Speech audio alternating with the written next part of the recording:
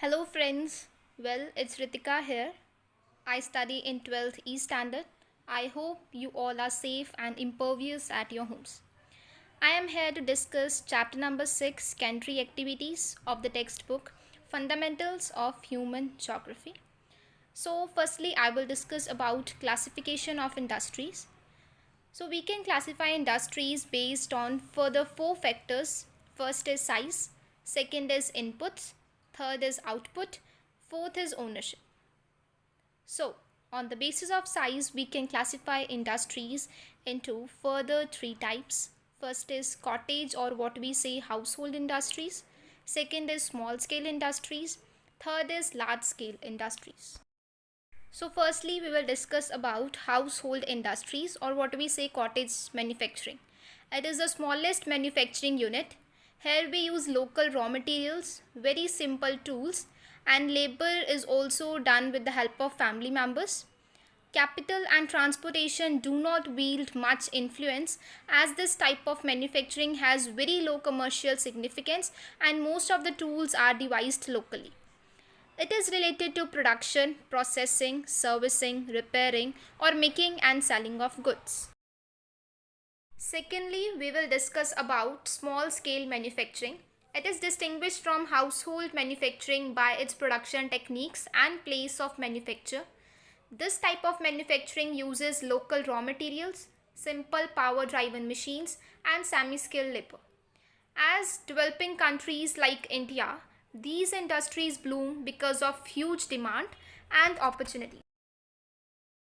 Therefore, countries like India, China, Indonesia, and Brazil, etc., have developed labor intensive small scale manufacturing in order to provide employment to their population. Third comes large scale manufacturing.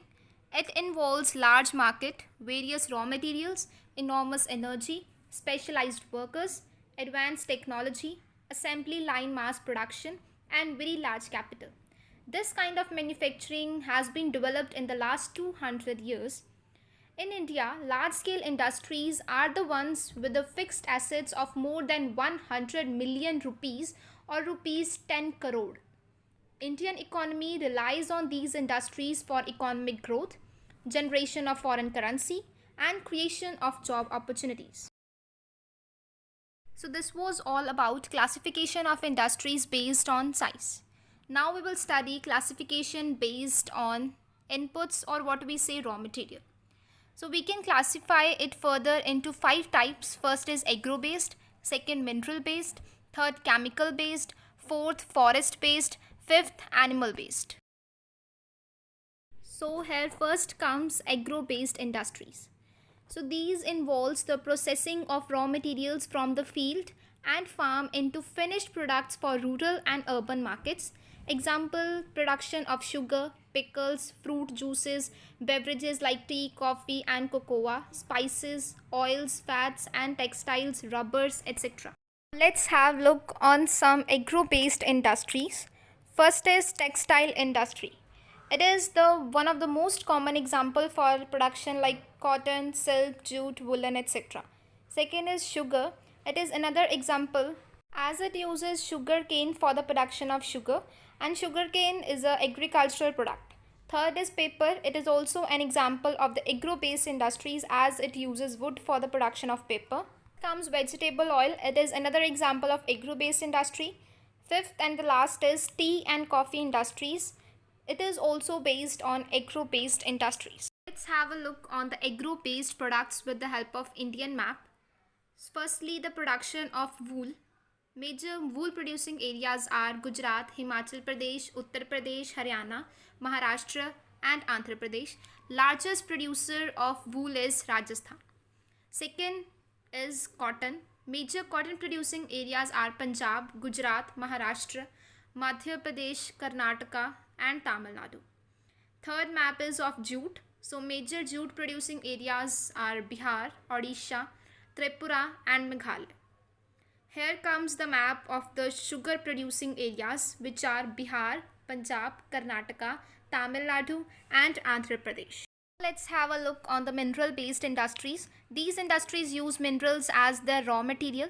Some industries use ferrous metallic minerals which contain iron.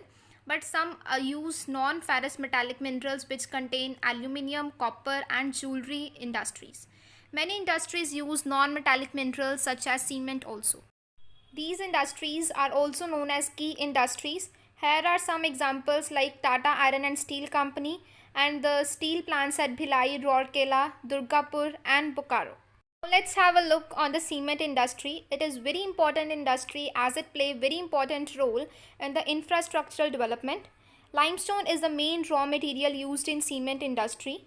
Major cement producing areas are Gujarat, Andhra Pradesh, Rajasthan, Tamil Nadu and Karnataka. Metal-based industries are further divided into two. First is metallic, second is non-metallic.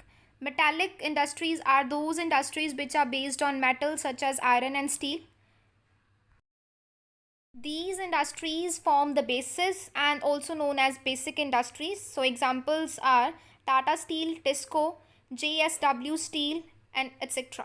These metallic industries are further divided into two, ferrous minerals and non-ferrous minerals. The difference between the two is ferrous that contains iron and non-ferrous that do not contain iron. Next comes non-metallic minerals. These are the factories which produce the cement, ceramics, glass and lime and etc. Have a look on some non-metallic minerals such as dolomite, chalk, mica, quartz, etc. So this is the map of India showing different non-metallic minerals availability at the different regions of India. Now here comes the differences between the metallic minerals and non-metallic minerals. Metallic minerals that contain one or more metallic elements, non-metallic that do not contain any metallic element. Metallic are generally hard and have very shiny surface. Non-metallic do not have shiny surface and are not as hard as metallic. They are generally found in igneous and where non-metallic are found in sedimentary rocks. Minerals are ductile and malleable. That means they can be beaten into thin sheets and stretched into wires. On the other side, non-metallic minerals are non-ductile and non-malleable, so they cannot be broken into pieces when hit hard. Now we will study about chemical based industries. These are the industries which use natural chemical minerals like petroleum used in petrochemical industries. Next is natural minerals like salt, sulfur and potash. Chemical minerals are minerals which are based on raw materials which are obtained from wood and coal. Synthetic fiber, plastic, etc. are the chemical based industries. Next is forest based raw material using industries. The forest provides many major and minor products which are used as raw material like timber for furniture industry, wood, bamboo and grass for paper industry and etc. Comes animal based industries. These are the industries which uses animal products as the raw material like leather for leather industry, wool for woolen textiles. Besides, ivory is also obtained from elephants' tusks. So that's all. Next would be explained in the next video. Thank you guys. Meet you all super soon.